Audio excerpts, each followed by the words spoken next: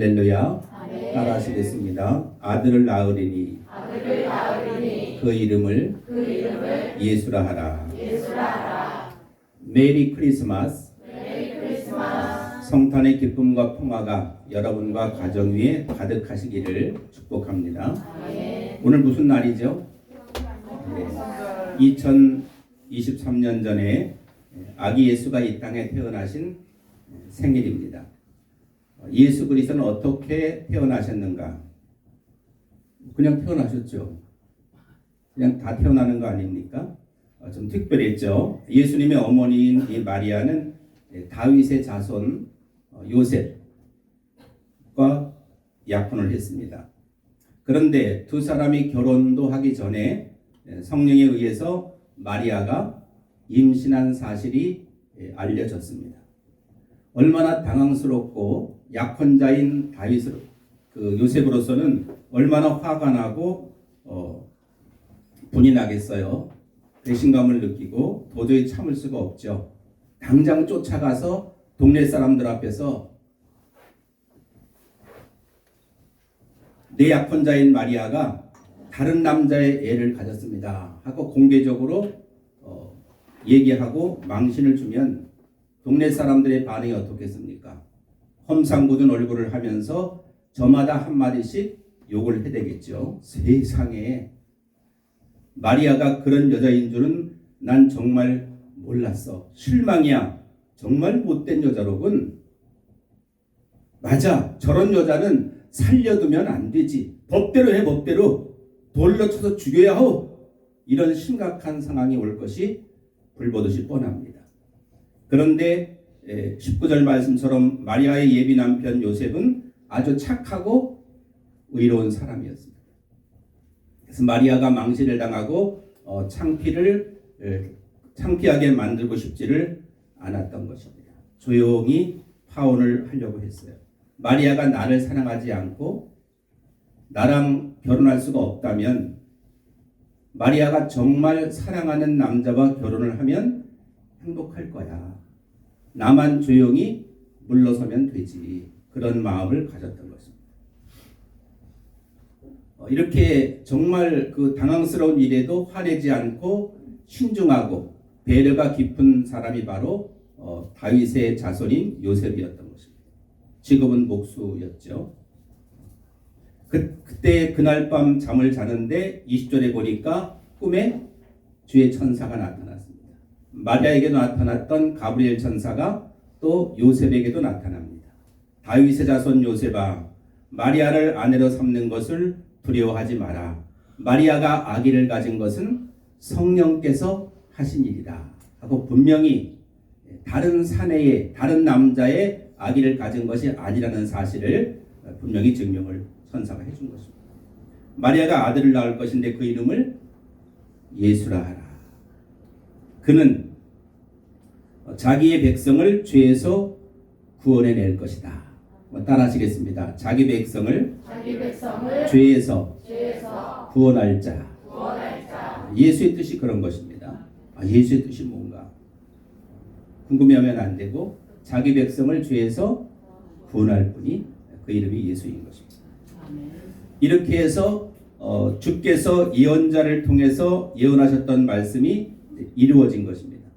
23절에 보면 보라, 처녀가 임신하여 아들을 낳을 것이며 사람들이 그의 이름을 임마누엘이라 부를 것이다. 임마누엘이 무슨 뜻이죠? 임마누엘, 지금 함께 하시는 주. 우리와, 따라합니다. 우리와 함께 계시는 하나님. 잊어버리면 안 되죠. 언제나 임마누엘, 하늘의 보좌에 계셨던 하나님께서 사람의 몸으로 내려오셔서 우리와 함께 거하시는, 그리고 지금은 이제 부활 승천하셔서 성령으로 말미암아 우리와 함께 하시는 임마누엘 하나님, 그분이 바로 예수인 줄로 믿습니다. 그 천사가 와서 내 아내 마리아와 결혼하는 거 두려워하지 말아라. 다른 남자의 아기를 가진 것이 아니다. 성령으로 잉태된 것이다. 자기 백성을 구원하기 위해서 온 아기니까 결혼하도록 하라. 이렇게 천사가 말해줬습니다. 요셉이 잡아서 깨웠습니다. 아, 말도 안 되는 소리야. 개꿈이야. 마리아와 절대로 결혼할 수 없어. 저렇게 배가 부르잖아. 그렇게 생각하지 않고 요셉은 믿음의 사람이었기 때문에 천사가 꿈에 해준 말을 마음속에 두었던 거죠. 그래, 내 감정, 내 기분, 내 생각보다는 하나님께서 천사를 통하여 하신 말씀을 믿어야지. 그래서 주의 천사가 명령한 대로 배가 불러오는 그 마리아와 결혼을 했습니다. 근데 결혼을 한 후에도 요셉은 25절에 보니까 마리아가 아들을 낳을 때까지 요셉은 뭘 하지 않았어요? 동침, 잠자리를 같이 하지 않았다. 말이 됩니까? 결혼했는데 부부가 함께 이제 잠자리에 들어야 되잖아요. 부부니까. 근데 그렇지 않았단 말이에요. 왜? 거룩한 아기를 낳기 위해서. 할렐루야. 그러니까 너무나도 인내심이 강하고 절제심이 강한 신앙인이었다. 아직도 그런 거 상관없어. 근데 결혼했잖아 하고 잠자리를 같이 할 수가 있는데 그렇게 하지 않았다. 쉬운 일이 아니잖아. 그리고 몇 달 뒤에 마리아가 몇 달 뒤에 아들을 낳자 이름을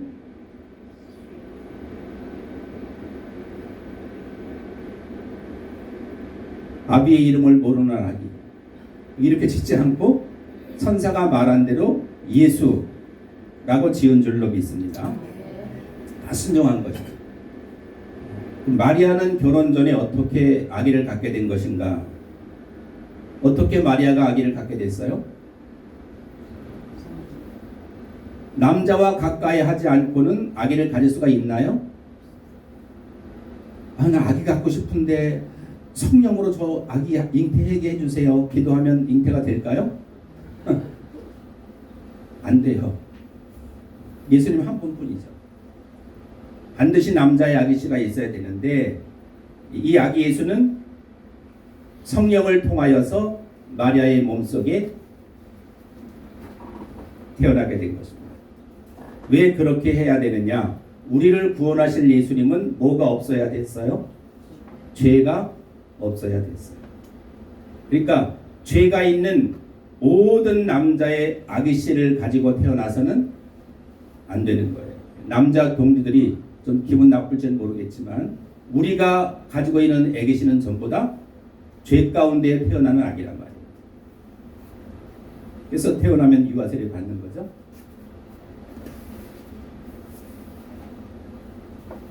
누가복음 1장 26절 보게 되면 하나님께서 가브리엘 천사를 나사렛 동네에 사는 나사렛이라고 하는 갈릴리 한 마을로 보내셨습니다. 마리아에게 은혜를 입은 여인이여 기뻐하여라. 주께서 당신과 함께하길 빈다. 마리아는 천사의 말을 듣고 너무나도 놀랐어요. 마리아야, 두려워하지 마라. 하나님께서 내게 은혜를 베푸신다. 어떤 선물을 주시려고? 보아라, 내가 아들을 낳을 것이다. 너는 그 이름을 예수라고 하여라. 그는 크게 되어 가장 높으신 분의 아들이라고 불릴 것이다. 하나님께서 그에게 조상 다윗의 왕좌를 주실 것이다. 그는 영원히 야곱의 집을 다스릴 것이며 그의 나라는 끝이 없을 것이다. 그럼 마리아에게서 왕이 태어난다. 왕이 나셨도다. 고요한 밤 거룩한 밤. 예전의 찬송에는 왕이 나셨도다 그런 가사인데 지금 구주 나셨도다 이렇게 바꿨는데 왕으로 나십니다. 유대인의 왕으로. 동방박사가 유대인의 왕으로 오시니까 어디 계시냐 그때 물었잖아요. 별을 보고 찾아왔어요. 이 커튼에 보면 자세히 보면 뭐가 있어요? 그렇죠. 이렇게 펄처럼 이렇게 반짝이는 별이 있어요. 야, 감사하다. 할렐루야. 가장 아름답고 가장 빛나는 큰 별로 슈퍼스타로 오신 줄로 믿습니다. 그래서 동방 박사가 예수님 태어나는 것을 별로 인도해요.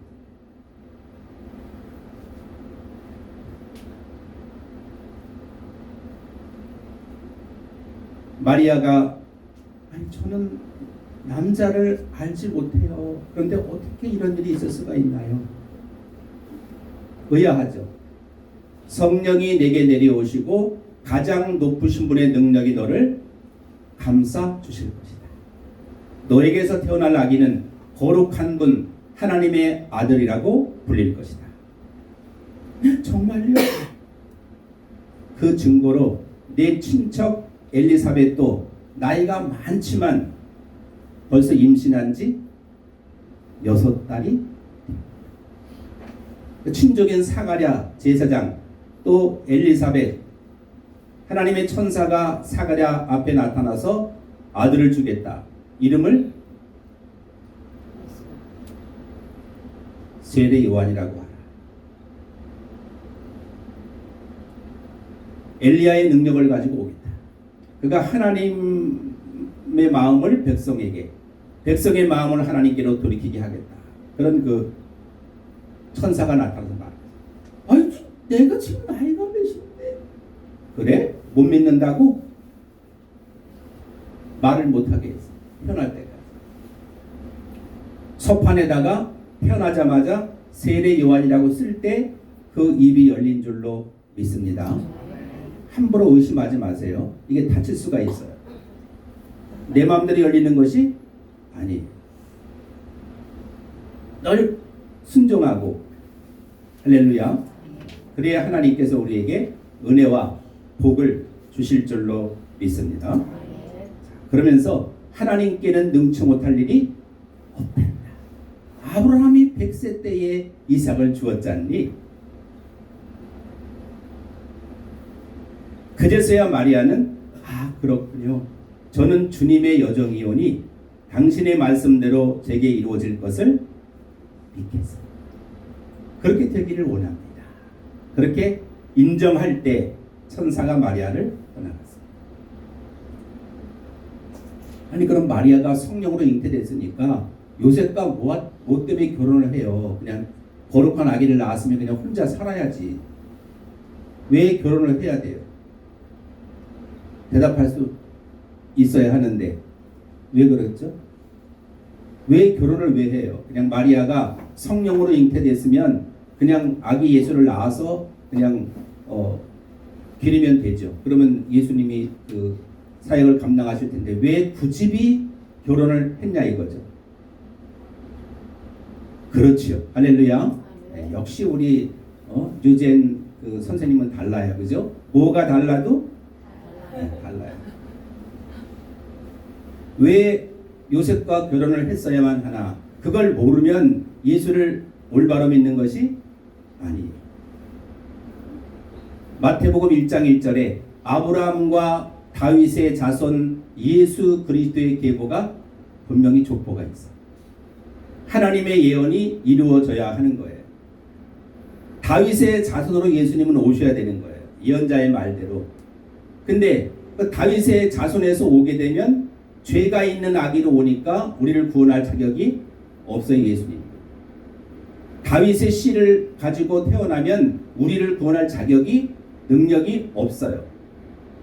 성령으로 태어난 아기라만 가능해요.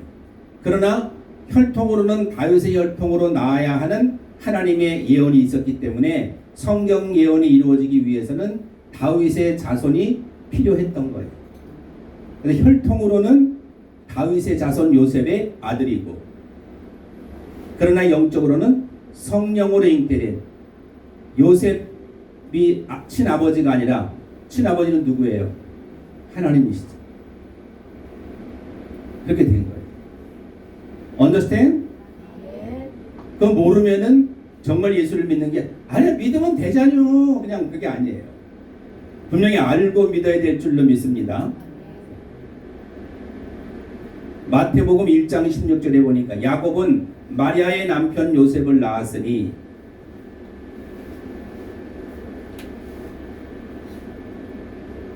마리아에게서 그리스도라 칭하는 예수가 나시리라. 할렐루야.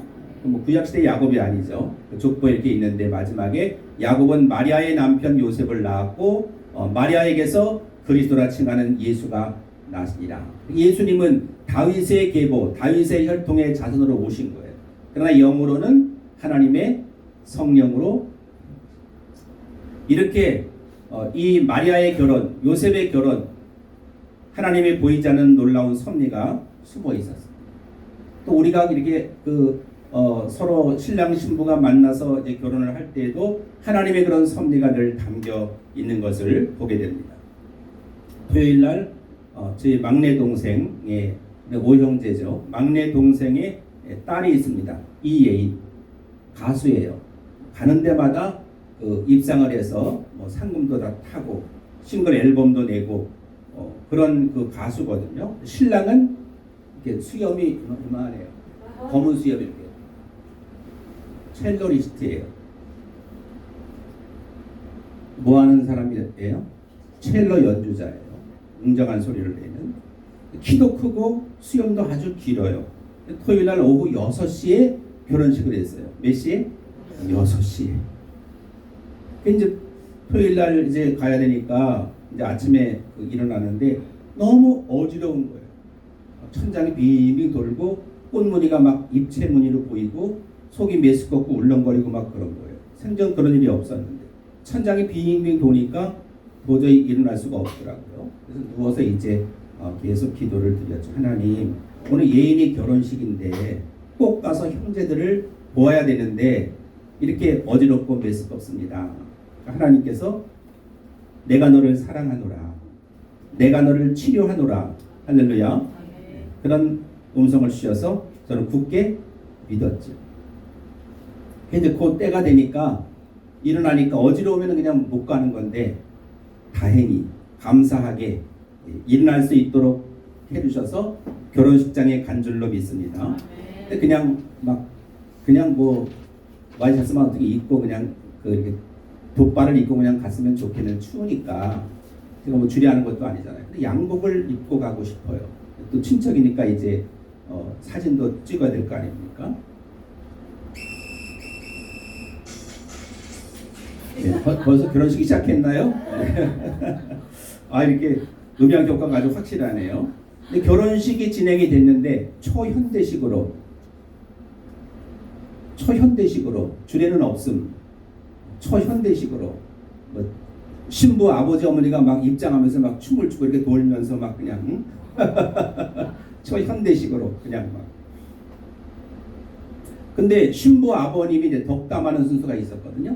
나오시더니 하나님을 잘 믿고 이렇게 시작하는 거예요. 그 뭐예요? 크리스찬이죠. 그리고 성은 크리스찬? 너무나 반갑죠. 그러더니 성원문을 낭독하시는데 그 예식장에서 준 그것이 아니라 성부와 성자와 성령의 이름으로 공포합니다. 할렐루야. 기독교 예식에 이거 분명히 목사님이 써주신 것을 대독한 거라 이 말이에요. 야, 이거 신랑 아버님이 목사님이신가 생각이 들었어요. 목사님이 축복 기도가 있었거든요. 근데 이분이 전라도 광주에서 올라오시는 분인데 도착을 못하시고 분위기가 좀 가라앉았죠. 신랑이 신부 행진도 하고 결혼식은 다 이미 엔딩이 된 것입니다. 근데 신부 아버지가 저에게 오시더니 목사님이시죠? 축복 기도해 주십시오. 제가 어디에 앉아 있었을까요? 저 뒤에 구석에? 아니면 맨 앞에 신랑 신부 아버지 뒤쪽에 앞에 딱 버티고 앉아 있었죠. 할렐루야. 다른 사람들은 앞에 잘 안 앉아요. 괜히 이제 부담스럽고 이러니까 자리가 있어서 이제 그래서 즉석에서 초빙이 돼가지고 축복 기도를 해준 줄로 믿습니다. 원래는 직원들이 안 돼요, 끝나는데 시간 없어 이렇게 하잖아요. 보통 안 된다고 하거든요. 다 끝났는데, 행진까지 다 끝났는데 이게 무슨 시츄에이션이야. 근데 기도를 하게 된 줄로 믿습니다. 그래서 사탄이 나를 못 오게 하려고,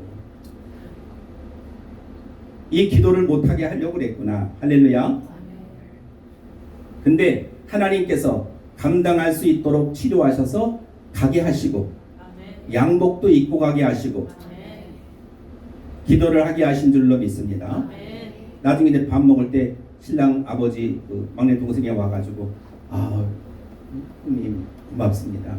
아니 갑자기 부탁을 했는데 어떻게 이렇게 잘하시냐고, 너무 좋았다고. 할렐루야. 예인이가 복이 있는 거지. 나중에 알고 보니까 신랑 아버님은 부산에 사시는데 장로님이죠. 신부 어머님은 전도사님이죠. 놀렐루야. 우리 형제들이 예수를 안 믿잖아. 근데 예인이는 옛날에 막 교회 초청받아가지고 노래를 잘하니까 막 특송하고 막 그랬거든요. 받아가지고 그냥 나와서 막 진로 한잔하고 막 이랬었어. 안 믿으니까. 근데 이건 개런티로 받은 거지 뭐. 그래서 이제 집사람이 얘기했지. 예인아, 교회에서 이렇게 한 거는 그렇게 하는 게 아니야. 근데 정말 그렇게 결혼을 했는데 장로님 가정으로, 전도사님 가정에 며느리가 된 줄로 믿습니다.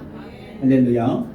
우리는 아무것도 한 게 없는데 늘 안타까운 마음으로 기도만 했는데, 그 시아버님이 처음에 만날 때 예인을 보시더니, 예인, 넌 예수님의 사람이야.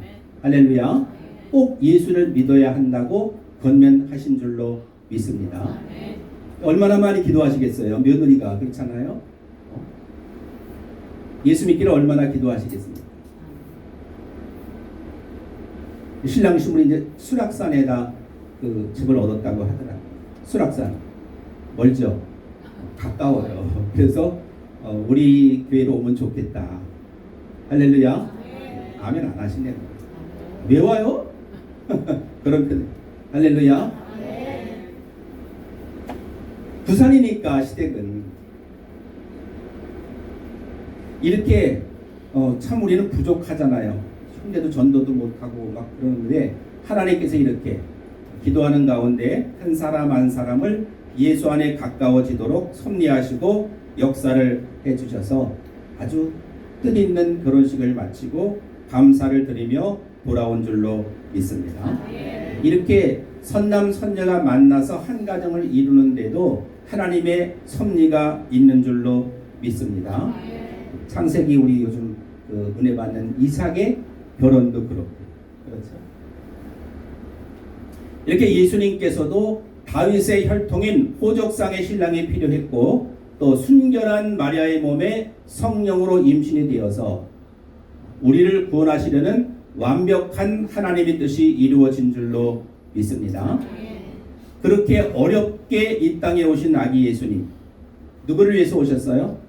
나를 위해서 이 땅에 태어나신 예수님의 성탄을 축하하고 그 구원에 감사하며 예수의 탄생 기쁜 소식을 사람들에게 전하는 우리 모두가 되기를 예수님의 이름으로 축복합니다. 서로 옆에 분들과 축복하시겠습니다. 메리 크리스마스. 메리 크리스마스는 무슨 뜻이냐면, 메리는 무슨 뜻이에요? 즐거운 그런. 메리 그러면 결혼하는 거고, 메리 하면 큰일 나죠. 메리 크리스마스, 즐거운 크리스트, 마스는 미사, 예배란 말입니다. 그러니까 성탄절은 뭐 하는 날이에요? 기쁜 마음으로, 경건한 마음으로 아기 예수의 탄생하신 것을 기뻐하며 하나님께 예배, 워십, 예배를 드리는 날인 줄로 믿습니다. 그게 성탄절을 바르게 복된 날로 지키는 것입니다. 그래서 하나님께 사랑받는 우리 모두가 되시기를 예수님의 이름으로 축원합니다. 천사들의 노래가 이렇게 빨리 끝났죠.